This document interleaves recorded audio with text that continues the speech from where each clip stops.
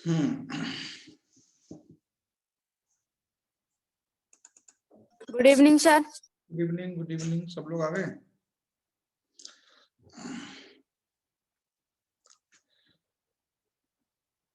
ठीक है। अच्छा, कल वाले क्वेश्चन ही होंगे ना अभी तो?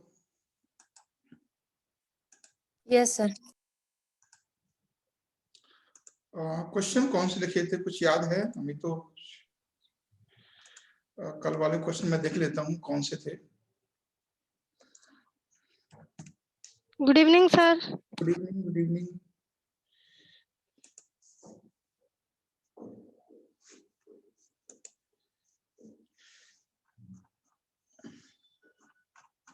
अब तो काफी क्वेश्चन आए हैं लग रहा है मुझे।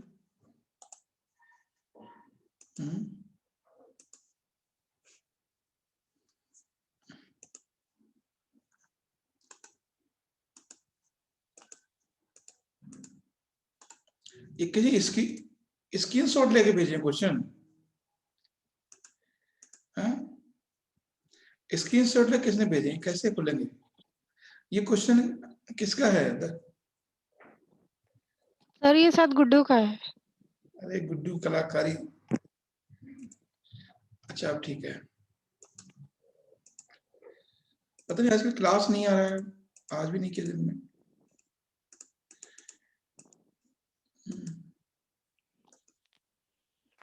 तो आज का पहला जो क्वेश्चन क्या था कुछ? ठीक है। नगरीकरण क्या है तथा इसके कारण बताएं। अच्छा, कारण। अच्छा ये तो है, ठीक है, यहाँ से है। चलिए मैं इसको निकाल ही लेता हूँ पहले। और ये 5 क्वेश्चन हम इसलिए देते हैं ताकि आप लिख पाए, क्योंकि मैं देख रहा था क्वेश्चन हो तो जा रहे थे लेकिन क्वेश्चन पे बात नहीं हो पा रही थी। कम से कम बात तो हो ही जाए, भले आप लोग सारे क्वेश्चन ना लिख पाओ लेकिन फॉर्मेट में जाए।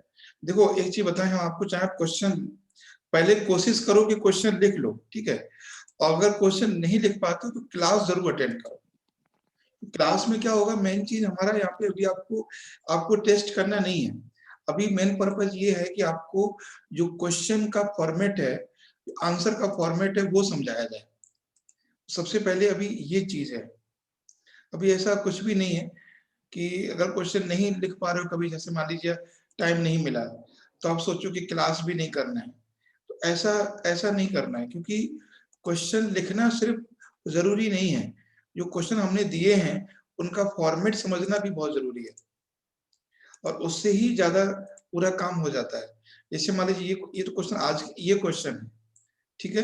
जैसे पहला क्वेश्चन है इसमें, द्वितीय नगरीकरण क्या है तथा इसके कारण बताएं, वो 250 वर्ड में, ठीक है? दूसरा है भक्ति आंदोलन, इसके कारण बताएं।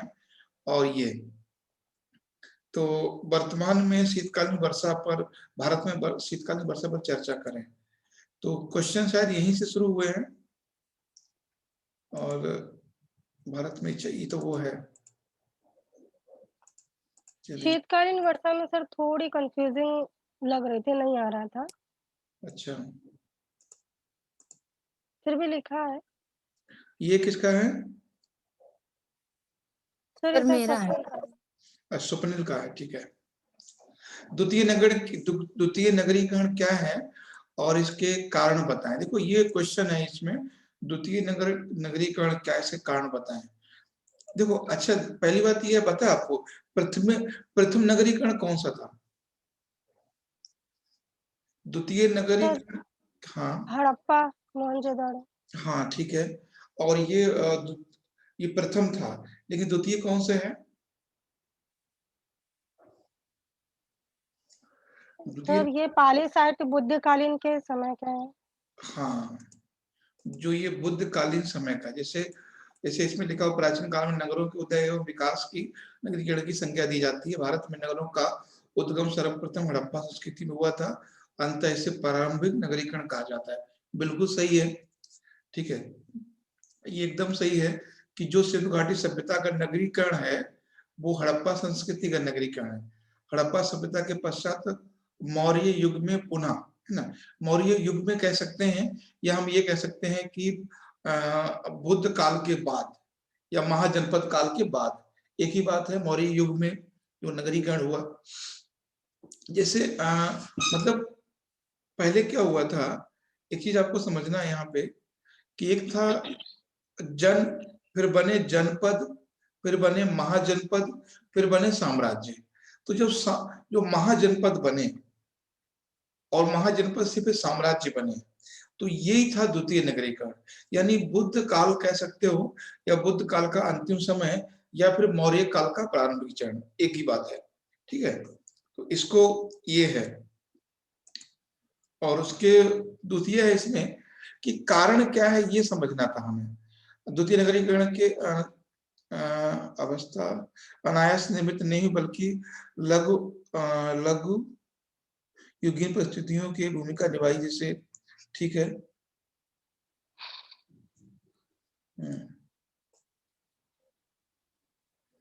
ठीक है, ये देखो एक चीज बताएं आपको हम कि जो द्वितीय नगरीकरण था उसमें कैसे चीजें कन्वर्ट हुई नगरीकरण में, उसमें क्या क्या कारण थे। उसमें अगर आप कारण देखने जाओगे तो आपको लगेगा कि लोहे की प्राप्ति हुई।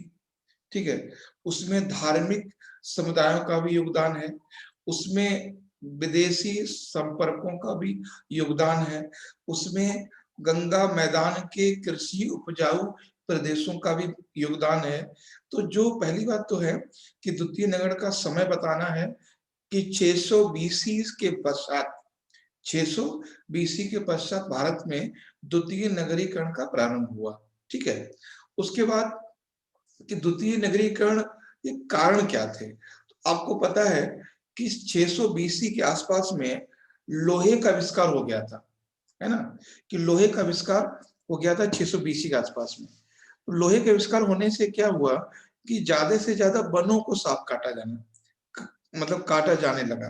पहला लोहे की प्राप्ति, दूसरी वनों के काटकर कृषि मैदान की प्राप्ति, और तीसरी एक चीज और थी, यहाँ पर हाथियों की प्राप्ति हुई। तो द्वितीय नगरीकरण में हाथियों की प्राप्ति, कृषि मैदान की प्राप्ति, लोहे की प्राप्ति और धार्मिक व्यक्तियों की प्राप्ति, मतलब व्यक्तियों का कारण। क्योंकि कहीं ना कहीं महावीर ने और ये बुद्ध ने भी कहीं ना कहीं इसको बढ़ावा दिया नगरीकरण को। क्योंकि अब क्या होता था कि चीजें अब मतलब कह सकते हैं ना कि विकासशील हो गई। अब लोग केवल यज्ञ पूजा पाठ ही नहीं करते थे, अब कृषि व्यापार और उद्योग भी करते थे। तो कहीं ना कहीं कि बुद्ध और महावीर या अन्य जो भी सांस्कृतिक लोग थे उन्होंने भी योगदान दिया है इसमें। ठीक है, यही लिखा है। अर्चना जी आपने भी क्या? अब सर पढ़िए, थोड़ा अलग है। थोड़ा अलग है। ठीक है, ये तो उसी का पार्ट है। ठीक है, ताम्र सब ठीक है। और इसमें आपका ये है। ठीक है, इसको देख लेते हैं। 600, ठीक है, प्राचीन भारत में द्वितीय नगरीकरण 600 ईस्वी से पूर्व माना जाता है। ठीक है, इसमें नगरीकरण इसलिए कहा जाता है क्योंकि 6वीं शताब्दी 7वें शताब्दी बड़े विकसित हुए थे। सही है। और देखो इसमें दो ही चीजें थी, एक तो था कि कब हुआ वो बताना था, दूसरा कारण क्या क्या थे वो बताना था। लोहे के प्रयोग, ठीक है, अनाज उपजने लगा। ठीक, जिससे क्या हुआ, व्यवसायिक वर्गों का उदय हुआ। ठीक है, उसमें बाकी जो भी शिल्पकारी थे उनका विकास हुआ। सही है ना। तो ये सब ये काफी सही है, कोई दिक्कत नहीं है। क्योंकि इसमें ये लिखा है कि आपने कि नगर का बढ़ना सिर्फ कृषि उत्पादों से नहीं होता, बाकी भी जैसे धोबी, दर्जी, मिट्टी के बर्तन बनाने वाले, हाथी दांत बाजार, लकड़ी का काम करना, ये सब भी चीजें नगरीकरण में आती हैं। और बड़े-बड़े बाजार भी सर नगरों में परिवर्तित मतलब हो चुके थे, और वाणिज्य का विस्तार भी यहीं से शुरुआत माना जाता है। जैसे इसमें एक स्थान से दूसरे स्थान पर सामान खरीदना, बेचा जाने लगा। हाँ, समुद्री मार्ग से मतलब हर चीज़, विदेशी व्यापार भी शुरू हो गए। ऐसा चीज़ है, मतलब हिसाब-किताब भी इसी समय से रखा जाने लगा। हाँ, बिल्कुल सही है। नैना समझ में आ रही है बातें?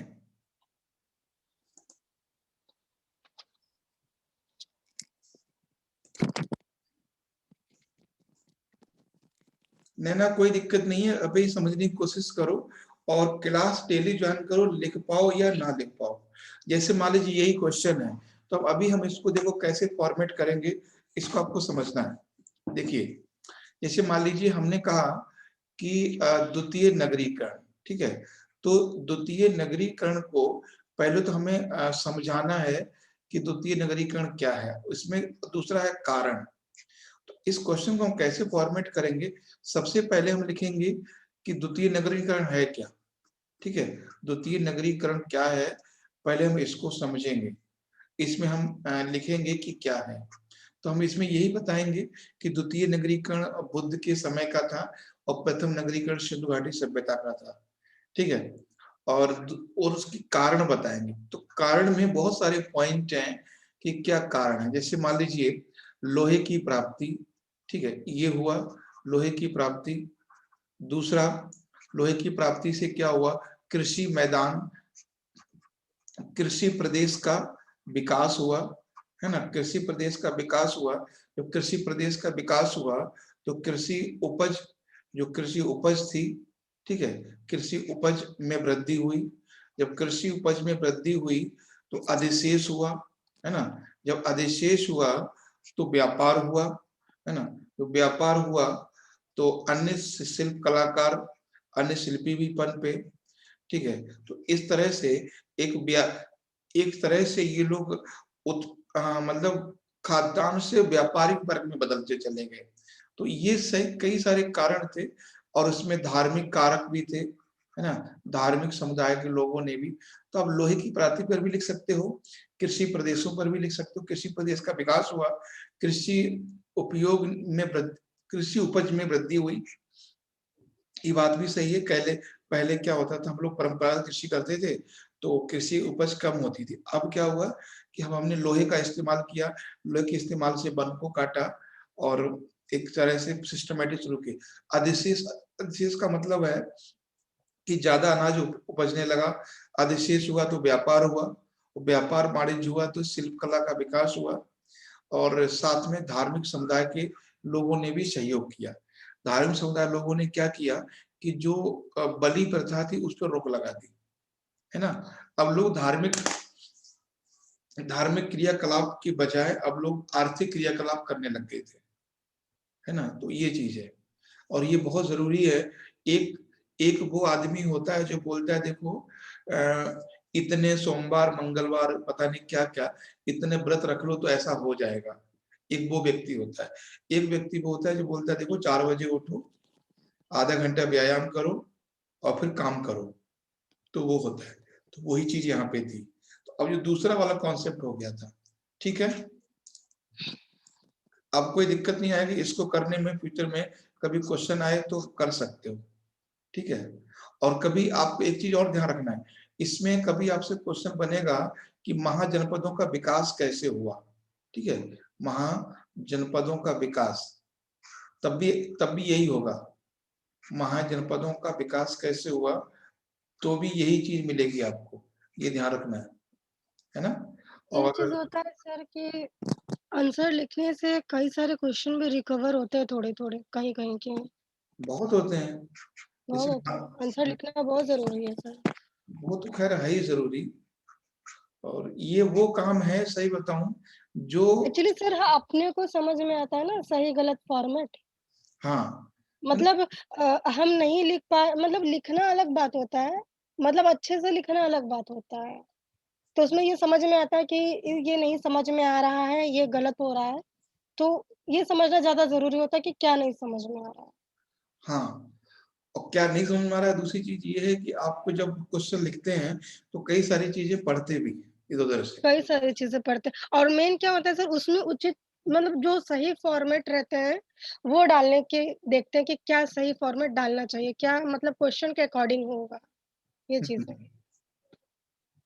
जैसे हमने पूछा, क्वेश्चन हमने एक ही किया कि क्वेश्चन एक ही था, द्वितीय नगरीकरण। हमने कहा अगर ऐसा बनता है क्वेश्चन महाजनपदों का विकास, तब भी आप लिख सकते हैं, मगध साम्राज्य का विकास कैसे हुआ, तब भी आप कर सकते हैं। तो इनके सबके कारण, द्वितीय नगर के कारण, द्वितीय नगरीकरण के कारण, और मगध साम्राज्य के विकास के कारण और महाजनपदों के विकास के कारण, इस सब का कारण एक ही है। देखो एक चीज बताएं आपको, यूपीएससी का जो सिलेबस है या सिविल सर्विस का सिलेबस है वो बहुत ज्यादा बड़ा है। अगर आप किताबों से पढ़ोगे तो, अगर आप जो क्वेश्चन आए हुए हैं उनको समझोगे और एक बार बेसिक समझ लिया आपने तो कुछ भी नहीं है, कुछ भी नहीं है। क्योंकि किताबों में उलझ गए तो बहुत दिक्कत हो जाएगी। किताबों में उलझ गए जैसे मतलब कनेक्ट होता चला गया, लोहा मिला, लोहे से कृषि प्रदेश का विकास हुआ, कृषि प्रदेश का विकास हुआ तो उसमें अधिशेष बचा, अधिशेष बचा तो उससे व्यापार हुआ, व्यापार से क्या हुआ कि और शिल्पियों का विकास हुआ, है ना। जब पैसा होता है बहुत सारी चीजें होती है, तो एक दूसरे से चीजें कनेक्ट होती है, ये चीज ध्यान रखना है। और जब कनेक्ट करोगे ना तो फिर आपको यूपीएससी का कोई भी क्वेश्चन बहुत आसान लगेगा। जैसे मैं करता हूँ, आपको थोड़ी, आपको क्या लगता है जब मैं चीजें डिस्कस करता हूँ तो सारी चीजें याद रहती है? नहीं, तो उसी समय कनेक्ट होती हैं कि हाँ इससे ये होगा, इससे ये होगा, इससे ये होगा। जैसे आपने कभी देखा भी होगा कोई टॉपिक अगर हमने रिपीट किया होगा तो वो सेम रिपीट नहीं होता है, कुछ कुछ चेंज होता है फॉर्मेट। अलग होता है। हाँ तो वही चीज ये आंसर लिखने के दौरान सर मुझे एक चीज़ समझ में आया है कि यूपीएससी जो एग्ज़ामिनर जो चेक करते हैं, वो ये देखते हैं कि आप किस चीज़ों को कितने अच्छे से समझ सके हैं। आंसर में वो यही देखते हैं, चाहे वो कोई भी हो, या मेंस हो या इंटरव्यू हो। आप किसी विषय में कितने सही तरीके से किसको समझे हो। हाँ किसको समझे हैं और जो आपसे पूछा गया है वो आपने लिखा है या कुछ और लिखा है। हुँ, मैं ये है वन नेशन वन कार्ड, ठीक है। केंद्रीय उपभोक्ता मामले, खाद्य एवं सार्वजनिक वितरण मंत्रालय ने 30 जून 2030 तक, है ना, 2020 तक पूरे देश में करने की घोषणा की है। हालांकि अभी ये मार्च में कर दिया गया, अप्रैल में, अप्रैल 2021 कर दिया गया है, ठीक है। क्वेश्चन ये था वन नेशन वन कार्ड है क्या, और दूसरा क्या था इसमें, इसके फायदे क्या है ना। जी सर। अच्छा इसके फायदे देखते हैं। वन नेशन वन कार्ड योजना क्या है, इससे होने वाले लाभ की चर्चा। लाभ और चुनौतियाँ दोनों थे सर। हाँ लाभ और, ठीक है, हाँ चुनौतियां, ठीक है। अब देखो इसमें क्या है, आपको पहले तो यही समझना है कि one nation one one card है क्या, है ना। तो वन नेशन, जैसे वन नेशन और वन कार्ड, तो इसका मतलब यही है कि ये एक तरह से पीडीएस सिस्टम का पार्ट है, पीडीएस सिस्टम का, यानी पब्लिक डिस्ट्रीब्यूशन सिस्टम, सार्वजनिक प्रणाली का ये भाग है, ठीक है। तो क्या समझ, यानी अब क्या होगा कि जो उपभोक्ता कार्ड है, क्या है, जो उपभोक्ता कार्ड है वो अब संपूर्ण देश में लागू होगा, संपूर्ण देश में ये चलेगा। तो ये तो हो गया आपका कार्ड, यानी अगर आपका कार्ड यूपी का है तो आप महाराष्ट्र में हैं तो वहां से भी राशन ले सकते हैं। आपको महाराष्ट्र का कार्ड है, अगर आप दिल्ली में हैं तो दिल्ली से ले सकते हैं। आप अपना कार्ड कहीं भी दिखा के उतना जो भी खाद्यान्न है वो आपको मिलेगा, आप कहीं भी कर सकते हैं। अब उसमें दूसरी, इस क्वेश्चन के, अब देखिएगा इस क्वेश्चन के 3 पार्ट हैं, ये चीज समझना बहुत जरूरी है। जैसे इस यही क्वेश्चन है ना, इसके क्वेश्चन के 3 पार्ट है। पहला है कि, पहला इसमें है कि one nation one card, one nation one card योजना, पहला तो इतना है, ये आपको समझाना पड़ेगा, ठीक है। वन नेशन वन कार्ड योजना है क्या, दूसरा है इसमें लाभ क्या है, और तीसरा है इसमें चुनौतियां कौन कौन सी हैं। इसी तरह से अगर करोगे तो कोई मुश्किल काम नहीं है। अगर मैं जैसे ये 250 शब्द का है तो आराम से लिख सकते हो आप। तो लाभ में देखो, जब लाभ की बात आती है ना, लाभ की बात आती है या चुनौतियों की बात आती है, तो इसमें आप लोग क्या करना है, बिल्कुल एकदम जो चीजें रियल हैं वो लिखना है। आपने देखा होगा कि इससे लाभ क्या क्या होते हैं, हाँ, और जो लाभ हैं वो 2 लोगों को लिए लिखना होते हैं लाभ। एक तो होता है लाभार्थी के लिए, ठीक है, और दूसरा है शासन के लिए। ये चीज ध्यान रखना, लाभार्थी और शासन के लिए लाभ कैसे। अच्छा, लाभार्थी को तो आपको समझ में आ गया कि वो अगर कोई बंगाल का है तो दिल्ली में आके ले सकता है, और शासन को क्या लाभ होगा इसका, बता सकते हैं शासन को क्या लाभ होगा। शासन जो कल्याणकारी योजना चला रही है और शासन जो पूरे देश के लोगों को खाद्यान्न देना चाह रहा है, वो अपने मकसद में पूरे हो पाएंगे। और इससे क्या होगा, ये जैसे मान लीजिए कोई आदमी है गांव में, मान लीजिए ये आदमी यूपी में है, उसका घर है और उसके कार्ड के हिसाब से वहां पे अनाज आ रहा है, उसके कार्ड के हिसाब से वहां पे अनाज आ रहा है, लेकिन वो काम करने आ गया दिल्ली, ठीक है, वो दिल्ली काम करने आ गया, तो वो जो उसका अनाज है वो पहले क्या होता था, जो ठेकेदार होते थे, शायद ठेका ही बोलते हैं उसको, हाँ कोटेदार, जो कोटेदार होते थे वो ले लेते थे या और कोई ले लेता था, तो उससे क्या होता था, जो रियल लाभार्थी है वो उसे नहीं मिलते थे। तो अब सरकार ने ये कहा है कि कोई व्यक्ति कहीं होगा, उसका अनाज वहां मिलेगा, और जिस गांव में वो है फिर उसका वहां पे नहीं मिलेगा। और ये कैसे पॉसिबल हो पाया है आप जानते हैं, ये पॉसिबल हो पाया है आधार कार्ड से। आधार कार्ड नहीं होता तो पॉसिबल नहीं होता। आधार कार्ड से चीजें जो है लीकेज बहुत कम हुआ है। ये तो हो गए लाभार्थी को लाभ कि वो कहीं भी रहेगा तो उसको अनाज मिलेगा। सरकार को लाभ ये हुआ कि सरकार जो है वास्तव में जो लाभार्थी है उस तक अनाज पहुंचाएगी, पहुंचा सकती है। और जो जमाखोरी और जो अनाज मतलब ऐसे लोगों के पास पहुंच जाता था जिन्हें जरूरत नहीं है ना। आप जानती हो कि पहले, अब तो खैर उतना नहीं है, पहले गांव की जो प्रधानी होती थी या जो कोटेदार होते थे तो कितना कितना कमाई करते थे, तो कोटेदार के प्रधान की जो कमाई है वो कंट्रोल हुई है इससे। अब देखिए इसमें चुनौतियां क्या क्या हैं। तभी तो सर इतने गाली देते हैं सरकार को। अब प्रधान, अब ना जो प्रधान है ना पढ़े लिखे ही काम कर सकते हैं, अनपढ़ नहीं कर सकते। अब पढ़े लिखे प्रधान का ही काम है और वही है। पढ़े लिखे प्रधान का, पढ़े लिखे आदमी का हर जगह जमाना पढ़े लिखे का ही है। अब सही अभी तो कर दिया ना सर, 12 जो पढ़ा रहेगा वही प्रधान बनेंगे, 12 तक जिसने पास किया है। नहीं, वो तो अभी इतना लागू, अब 12 जिस पहले तो वो पार्लियामेंट में करें फिर जाके वहां पे करें, अब जनता इस पे उखड़ जाए। अब आप समझिए गांव के कितने प्रधान है जो 12वां पास है, मुझे तो नहीं लगता, ठीक है। अब आगे के जो होंगे सर वो तो ग्रेजुएशन वाले होंगे, लेकिन पहले के तो अंगूठे छाप थे। हाँ, तो ग्रेजुएशन वाले होंगे तो उनको अंगूठा छाप बनने देंगे तब ना, है ना। जब बात ये है, उसमें बहुत सारी चीजें आ जाएंगी। मतलब अब जैसे मान लीजिए हम है, जैसे हमारे घर में प्रधानी अभी है, तो अभी हमारे जो भाई हैं तो वो 12th पास नहीं है, तो अब ये थोड़ी हम वहां लड़ने जाएंगे, नहीं लड़ने जाएंगे, तो प्रॉब्लम तो होगी इससे। तो ये चीजें कहीं ना कहीं अभी खैर देखते हैं क्या होता है। अब देखो चुनौतियां इसमें क्या है, चुनौतियां इसमें क्या हो सकती है। चुनौती, पहली चुनौती यही है कि लोगों को जानकारी नहीं है, लोगों को इस चीज की जानकारी ही नहीं है कि वो अनाज ऐसा मतलब कितने लोग हैं, जैसे आप जहां आप रहते हो, शायद ही जो नॉर्मल आदमी है उसको पता होगा कि पीडीएस की दुकान यहाँ पर है या पीडीएस का सेंटर यहाँ पर है। तो चुनौती पहली बात तो ये है कि जो उपभोक्ता है वो जागरूक नहीं है। तो पहली चुनौती लिखना है उपभोक्ताओं में जागरूकता की कमी, उनको जानकारी नहीं, ठीक है, जानकारी ही नहीं, वो कह रहे चलो कोई बात नहीं है।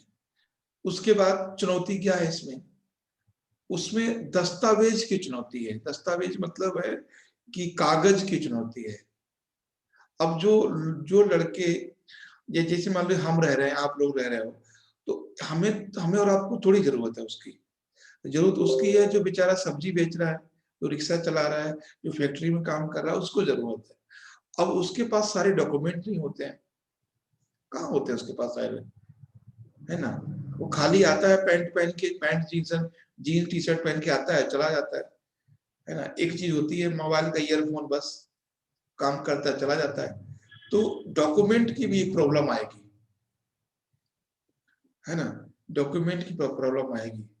और वही सबसे बड़ी प्रॉब्लम है, जागरूकता की कमी। और भी चुनौतियां होंगी बहुत सारी जो आप देख सकते हो अपने यहाँ, कि लोगों के पास समय की कमी है। जैसे गांव में जैसे कोई आदमी पूरा हफ्ता काम करता है, तो उसको ये जानकारी हो कि किस समय अनाज मिलेगा, तब तो करेगा बेचारा, नहीं तो पता चला कि वो फैक्ट्री में काम करने गया तो कैसे मिलेगा। तो ये जो प्रैक्टिकली चुनौतियां हैं, उनको बारे में आपको लिखना है। ठीक है, ये लिखा है क्वेश्चन इस तरह से खैर नहीं होगा, फिर भी देखते हैं।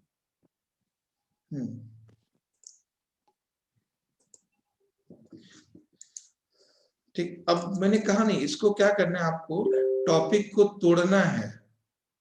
तोड़ने का तो आधी टॉपिक टूट गया तो आधी प्रॉब्लम सॉल्व हो जाएगी आपकी, है ना। तो ये ठीक है पढ़ा, उसके बाद लाभार्थी ले सकेगा, ठीक है ना। थोड़ा इसे और बड़ा किया जा सकता था, जैसे मान लीजिए चुनौतियां थोड़ा सा गड़बड़ है, चुनौतियां हाँ, नहीं समझ में आ रहा था कि इसमें क्या पहला जड़ है। पहला पैराग्राफ बनाइए क्वेश्चन के अनुसार। पहला पैराग्राफ इसमें क्या बनेगा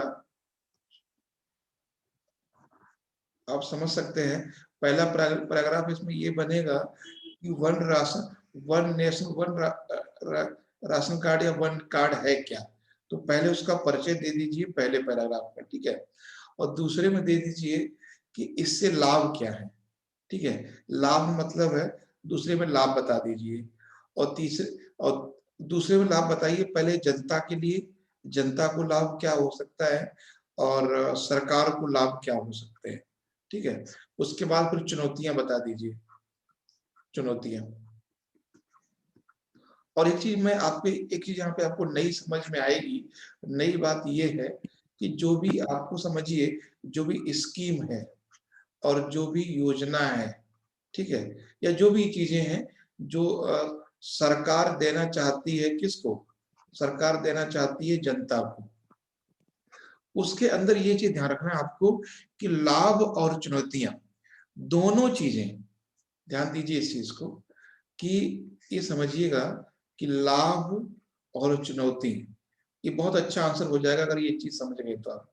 लाभ और चुनौती दोनों ही दोनों लोगों के लिए होंगी, है ना। मतलब लाभार्थी के लिए और सरकार के लिए लाभ, और चुनौतियां लाभार्थी के लिए और सरकार के लिए भी। सरकार के लिए ये चुनौती होती है, जैसे मान लीजिए आप जिस एरिया में रह रहे हो, तो सरकार को नहीं पता इस एरिया में कितने लोग हैं जो अनाज लेने वाले हैं, कितना दिया जाए और कैसे दिया जाए, ठीक है। तो लाभ भी दोनों को लिखिए और चुनौती भी दोनों को लिखिए। देखो ये बात मैं आपको बता दूं, ऐसे क्वेश्चन का कोई आंसर नहीं है, बस आंसर है आपने जो सही सही देखा रियल में, जो आपने महसूस किया अपने आसपास, उसी को लिख देना है, क्योंकि इसको कोई किताब नहीं लिख पाएगी, कोई लिख पाएगा। तो ये चीज है, ये चीज ध्यान रखना है। उसके बाद है इसमें नेक्स्ट क्वेश्चन क्या है, ठीक है, लघु मध्यम उद्यम करके। हाँ, वर्तमान कोविड-19 में महामारी के से उत्पन्न हुई चुनौती में सूक्ष्म और लघु उद्योग को नकारात्मक रूप से प्रभावित किया है। और एमएसएमई क्षेत्र की प्रमुख चुनौतियां क्या हैं, सुधार हेतु क्या उपाय किए जाने चाहिए। ठीक है, पहली बात है लघु और मध्यम इकाइयां समझते हैं क्या होता है। लघु और मध्यम इकाइयां जैसे जो छोटे छोटे उद्योग हैं, जैसे किसी की मान लीजिए कपड़े की दुकान है, किसी की कपड़े की दुकान है, जैसे आपने देखा होगा चांदनी चौक कपड़े दुकान है किसी की, या किसी की जैसे मान लीजिए कोचिंग है ना, या किसी की छोटी सी ब्रेड बनाने की फैक्ट्री है, ब्रेड बनाना, बिस्किट बनाना, ये सब इनको कहते हैं सूक्ष्म और लघु उद्योग। ठीक है, छोटे लेवल पे होते हैं ये। बड़े उद्योग क्या है, जैसे रिलायंस है ना, वोडाफोन है, ये सब बड़े इंडस्ट्री है। तो यहाँ पे समझना, छोटे उद्योग का मतलब है ऐसा उद्योग जिसमें 15 से 20 लोग लगे हों। छोटे उद्योग का मतलब है जिसमें लोग 15 से 20 लोग लगे हों, तो वो ज्यादा प्रभावित हुए। क्वेश्चन यही तो कह रहा है कि लघु और मध्यम जो उद्योग हैं, ऐसे उद्योग जिसमें 10 से 15 लोग लगे होते हैं, ठीक है, ऐसे उद्योग जिसमें 10 से 15 लोग लगे होते हैं, उसको हम लघु और मध्यम उद्योग कहते हैं। और ज्यादातर ये जो उद्योग होते हैं वो दैनिक उपभोग की चीजें बनाते हैं। सर मेरा चेक हुआ है सर। तुम्हारा अभी चेक नहीं हुआ है, लेकिन क्वेश्चन का फॉर्मेट समझ लीजिए। क्या हुआ लेट? आज आपने हिंदू क्लास भी नहीं की थी हिंदू? नो सर, कोई भी क्लास नहीं ज्वाइन किए थे सर। क्यों, क्या हुआ? सर तनी दूसरा काम में फंस गए हुए थे इसीलिए सर। अच्छा, कोई नहीं, वीडियो देख लेना आप। ज्यादातर कोशिश किया कीजिए देखो सारी क्लास कैंसिल हो जाए, मगर 1 बजे वाली क्लास है ना, ये कैंसिल मत होने दिया कीजिए। ये बहुत जरूरी क्लास है आपके लिए। बाकी तो सारी क्लास मिल जाएंगी, ठीक है। तो लघु और मध्यम उद्योग समझ गए आप। ऐसे उद्योग जो इसमें 15 से 20 लोग लगे होते हैं, उसको लघु और मध्यम उद्योग कहते हैं। इसमें नकारात्मक रूप से प्रभावित हुए, नकारात्मक रूप से। अब आप बता सकते हैं कि ये नकारात्मक रूप से प्रभावित क्यों हुए?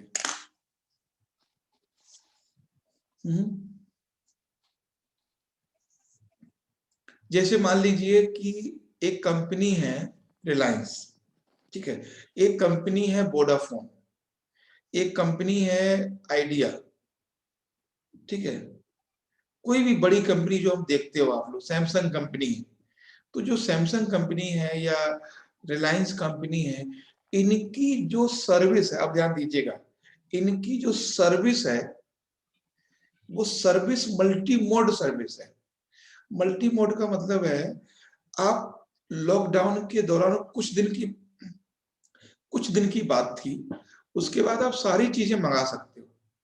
आप इस समय सैमसंग का कोई प्रोडक्ट मंगा सकते हो, इस समय रिलायंस की कोई प्रोडक्ट मंगा सकते हो आप।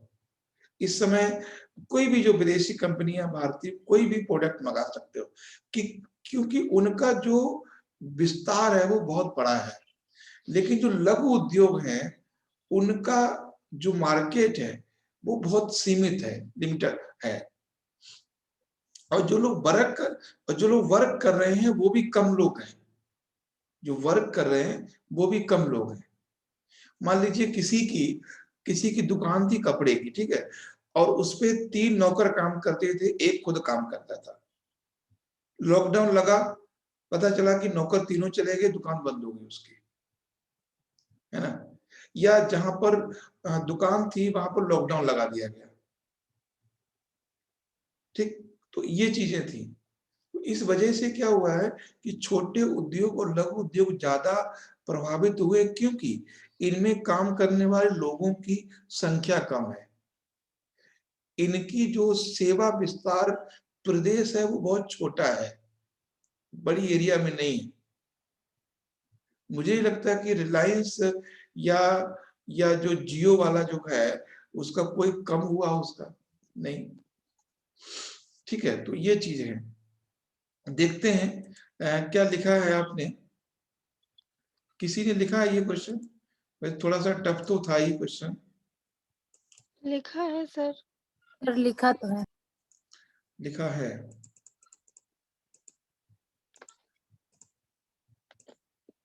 अच्छा, एमएसएमई की मुख्य चुनौतियां।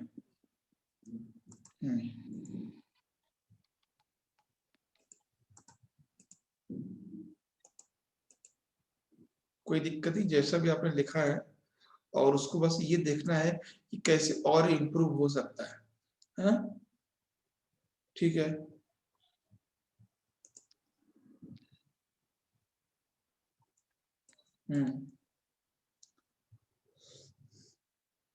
लघु उद्योग पलायन के कारण से ये बंद हुए हैं। और उसके बाद एमएसएमई की प्रमुख चुनौतियां क्या हैं?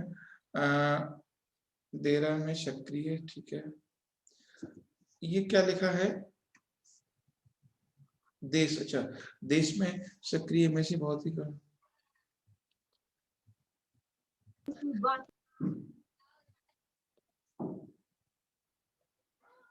बहुत छोटे स्तर पर काम करते हैं, ठीक है।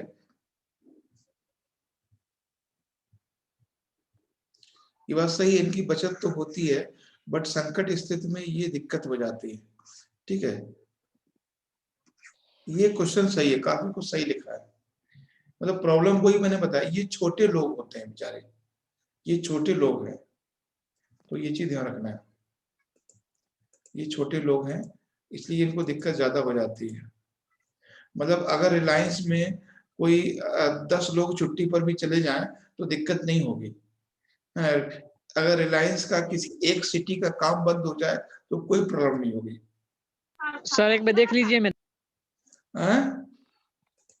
देख लीजिए सर, मेरा भी एक बार चेक कर लीजिए। हाँ, अभी देखते हैं, तुम्हारा ही देखते हैं। बारात में जाना है क्या? बहुत जल्दी है।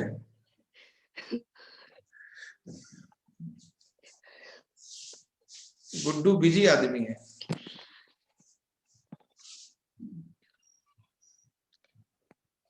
सर जलवायु इनका हर्ष वाला क्वेश्चन देखिएगा, किनका? गुड्डू का? गुड्डू का। हाँ। अच्छा, आप लोग देख लेते हो ना पहले क्वेश्चन, ठीक है। हर्ष में क्या लिख दिया गुड्डू तुमने? सर उन्होंने आपको एक मैसेज दिया है उसमें। अच्छा, गुड्डू ने? इस हर्ष वाला ही पहले देखेंगे फिर तो। ये है। यही है।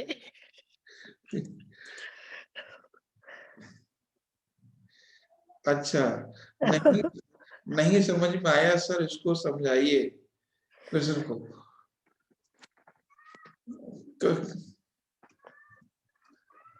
जहाँ तक आया वहां तक लिखा, उसके बाद नहीं आया तो उसने वही लिख दिया। इसके आगे सर आप बताइए। सर हाँ, हर्ष एक कल्याणकारी राज्य के साथ साथ राजा के साथ साथ धर्मनिरपेक्ष राजा भी है। इस कथन से आप कहां तक सहमत हैं? ठीक है, तो पहली बात है, एक चीज आपको ध्यान रखना है, इस क्वेश्चन में कैसे करना है आपको। कभी ऐसा क्वेश्चन आए तो एक चीज समझना है कि पहले इसको बांटना कैसे हमें आंसर में। तो पहले हमें बांटना है, पहले हमें बताना पड़ेगा कि हर्ष एक कल्याणकारी राजा कैसे है, पहले हमें ये बताना पड़ेगा, ठीक है। तो कल्याणकारी राजा की बात बतानी है, कौन कौन ऐसी चीजें हैं जो कल्याणकारी राजा की बात करते हैं। तो कल्याणकारी राजा में हर्ष का जन्म, ये सब वर्तमान में एक राजा प्राचीन।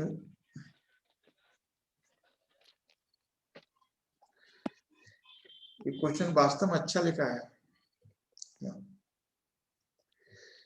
इसके लिखने की लाइन से बहुत सीधी जाती है, अच्छी जाती है, राइटिंग अच्छी है इनकी। राइटिंग ठीक है। एक बार क्या हुआ कि मतलब यहाँ कोचिंग है दिल्ली में, वेदांता, तो वहां पे एक बच्चे ने क्वेश्चन लिखा, हिस्ट्री का क्वेश्चन था, और कुछ समझ में नहीं आया, जैसे गुड्डू ने भी लिखा है, समझ में नहीं आया, तो उसने लिखा था कि वो ये कलिंग का युद्ध के बारे में लिखा था। तो कलिंग के युद्ध के बारे में लिखा उसने कि लोग, मतलब कुछ पता नहीं, बस लिखना था उसको। तो लोग जो है, हजारों लोग मर गए हैं, लाखों लोग, और लाशें चारों तरफ पड़ी हैं, उनकी विधवाएं रो रही हैं, बच्चे चीख रहे हैं, ये सब लिखा। तो हमने कि ये लिखने की क्या जरूरत थी, कि सर ये भी तो हुआ होगा, ये नहीं लिखा हिस्टोरियन ने। उन्होंने महाभारत काल लिख दिया। पूरा मतलब ऐसा लग रहा था जैसे जीवंत कहानी लिख दी। अब कुछ नहीं समझ में आया तो उसने किसी मूवी का सीन लिख दिया। कलिंग का प्रभाव पूछा था क्वेश्चन में, कलिंग के प्रभाव में ये हो गया कि लोग ऐसे मरे पड़े हैं, हाथ कटे हैं, सर कटा है, किसी का ये है, किसी का वो है। तो पूरा एकदम कहता कि पूरा वर्णन कर दिया उसने, सजीव वर्णन। तो वही गुड्डू का हिसाब है, जहां तक लिखा है। गुड्डू गायब, खुद ही गायब हो गए। देखिए इसको समझिएगा, तो कल्याणकारी राजा कैसे है इसके बारे में आप इसको देखिएगा।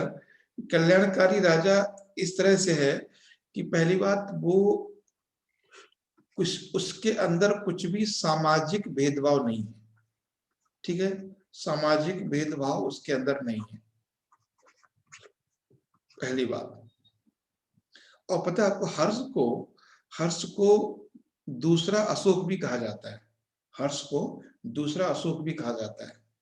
और आपको पता है कि कल्याणकारी राजा होने का उसका एक सीधा सा उदाहरण ये था कि वो हर 5वें वर्ष प्रयाग जाता था, या अपने बचपन में कहानी पढ़ी होगी, प्रयाग जाता था और जितने भी उसने 5 साल में जो धन इकट्ठा किया है उस धन को वहां पर वो दान कर देता था। ठीक है, तो ये चीज ध्यान रखना है ना। प्रयाग यहाँ पे लिख सकते हैं, प्रयाग महोत्सव में धन का दान, ठीक है, इससे कल्याणकारी सिद्ध होता है कि वो जितना 5 साल में जो भी अपना राजस्व से कमाता था या भूमि से कमाता था, वो पूरा का पूरा जाके वहां लोगों को दान कर देता था। तो ये उसके बाद है कि उसके यहाँ पर एक तो जो वर्ण व्यवस्था है वो भी बहुत कठोर नहीं थी।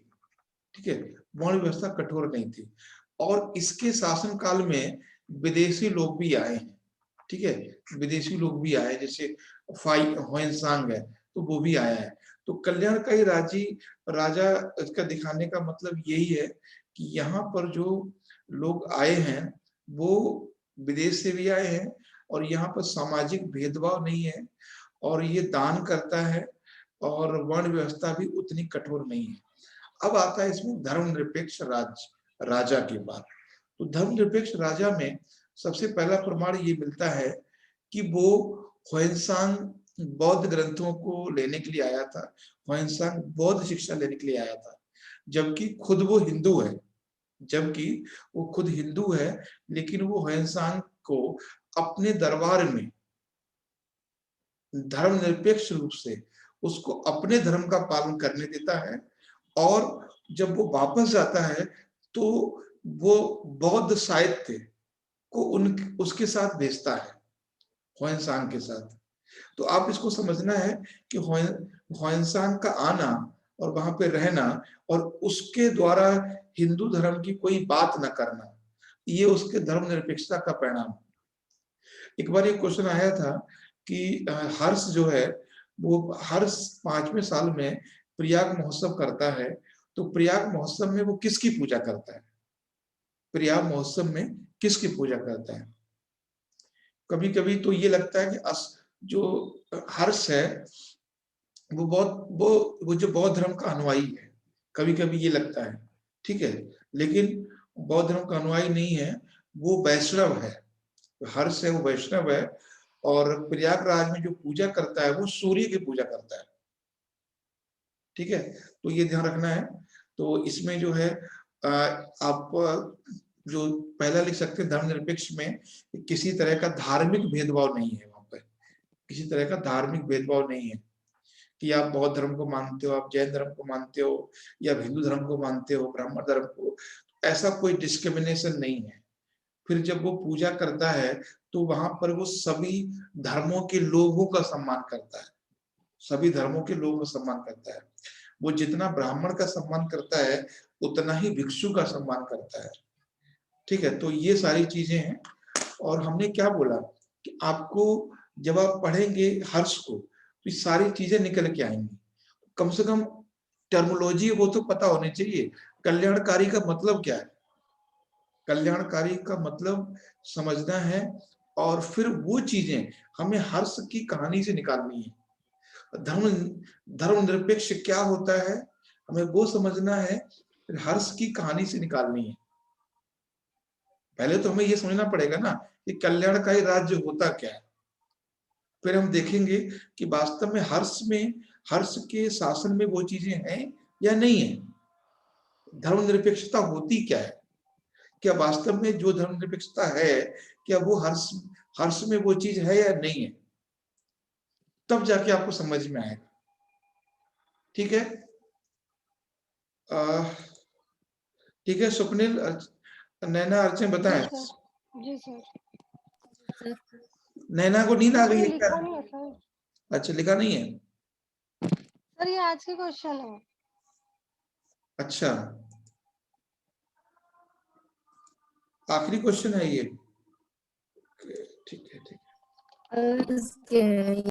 हाँ सर अब द्वितीय नगरीकरण भी था अभी, भक्ति आंदोलन और शीतकाल, भारत में शीतकालीन वर्षा। अच्छा, समझ में कौन सा नहीं आया था? भारत शीतकालीन वर्षा। जी सर। Yes sir. देखो, भारत में जो शीतकालीन वर्षा है वो आप देख रहे हो दो तरह से होती है। एक तो है पश्चिमी विक्षोभ और दूसरा है जो अभी तमिलनाडु में हो रही है। तो कभी इसको हम इसको, आप लोग फिर से क्वेश्चन को लिखना। इस क्वेश्चन को कैसे लिखोगे मैं बताता हूँ आपको। शायद आपका पश्चिमी विक्षोभ टॉपिक नहीं हुआ है, ठीक है। ये शीतकालीन वर्षा है, वो दो तरह से होती है भारत में। कटने वाला तो नहीं है कहीं, अभी तो टाइम है, ठीक है। हाँ, दो समय होती है, देखिए। पहला है ये पश्चिमी विक्षोभ। अगर ये पता नहीं है तो इसको हम कल डिस्कस कर देंगे क्लास में, है तो ठीक है। वेस्टर्न डिस्टरबेंस, इसमें जो बारिश होती है वो वो जो है दिसंबर से लेकर मार्च तक होती है। कहाँ पर होती है? नॉर्थ इंडिया में, ठीक है। उसके बाद है चक्रवाती वर्षा, साइक्लोनिक रेनफॉल, ठीक है, जो अभी हो रही है मुंबई, वहां पे तमिलनाडु में। तो शीतकालीन वर्षा भारत में दो जगह होती है। पहली है उत्तर भारत में, ये वाली, इसको हम कहते हैं पश्चिमी विक्षोभ वर्षा, ठीक है। अगर ये नहीं पता है तो हम बता देंगे कल। उसके बाद ये वर्षा चक्रवाती वर्षा, ये वाली वर्षा, इन दोनों को लिखना है, ठीक है। ये था। सर एक बार देख लीजिए फॉर्मेट। हम्म तो हाँ। ठीक है, अभी देखते हैं। और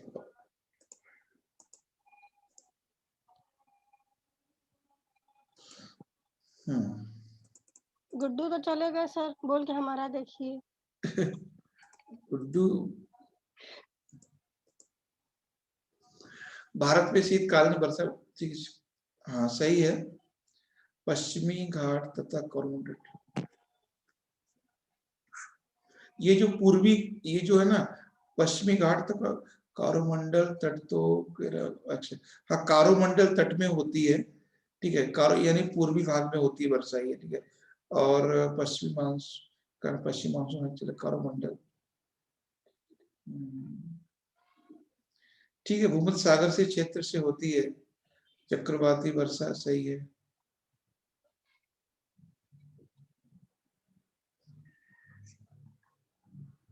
सही है, ठीक है। बस इसको थोड़ा सिस्टमेटिक ये करना है कि बताना है कि दो भागों में होती है। एक तो उत्तर भारत में होती है और दूसरा है दक्षिण पूर्व भारत में। जो आज हमने बताया था, जो क्या था, जो साइक्लोन आया है उसके बारे में बात हुई थी, ठीक। बाकी तो ठीक है। थोड़ा सा इसको, जैसे पश्चिमी घाट में नहीं होती है, ये थोड़ा चेंज करना है। पूर्वी घाट में होती है बारिश। जैसे ये जो एरिया है ना, ये वाला, यहाँ पर इस समय बारिश हो रही है, इस समय हुई है। और ये वाले बारिश होती है। यहाँ जो बारिश होती है ये जून के महीने में बारिश होती है, ये वाली। ये दक्षिणी पश्चिमी मानसून है, साउथ वेस्ट मानसून है। और ये उत्तरी पूर्वी मानसून है, ये है, ठीक है। तो ये वर्षा होती है नंबर 1, और नंबर 2 ये होती है, ठीक है। बाकी हम लोग, और आज के क्वेश्चन तो आपको मिल ही गए हैं। भक्ति आंदोलन भी था सर एक। हाँ, भक्ति आंदोलन था, लिखा है आपने कोई भक्ति आंदोलन पे? ठीक है, जी देख। सर लिखा तो है।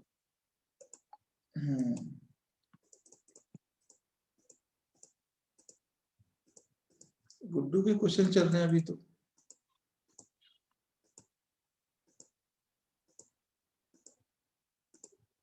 अच्छा, ये इतना है बस, ठीक है, देखते हैं। नहीं सर बड़ा है, ये तो सेकंड पेज है। सेकंड वो कह रहे हैं हम, ऐसे कैसे हो सकता है?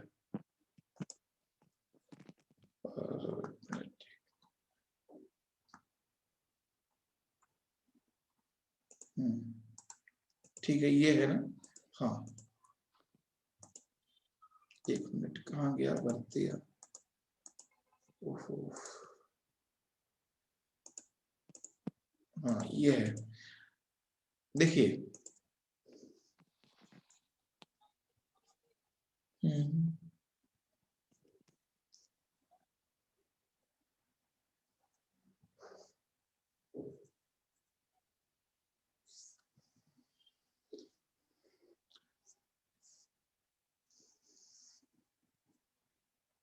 भक्ति, हाँ ठीक है, मैं समझ गया इसको कैसे करना है, बाकी बता देता हूँ आपको, क्योंकि एक्चुअली 5 बजे क्लास भी है। अब देखिए, आपने जो लिखा है ना वो पूरा लिख दिया है। भक्ति आंदोलन में कहाँ से शुरू होता है? भक्ति आंदोलन शुरू होता है भारत में। एक तो होता है धार्मिक आंदोलन, दो चीजें याद रखना आपको, कि जो धार्मिक आंदोलन है, धार्मिक आंदोलन जो टर्म है, ठीक है, वो है 600 BC में।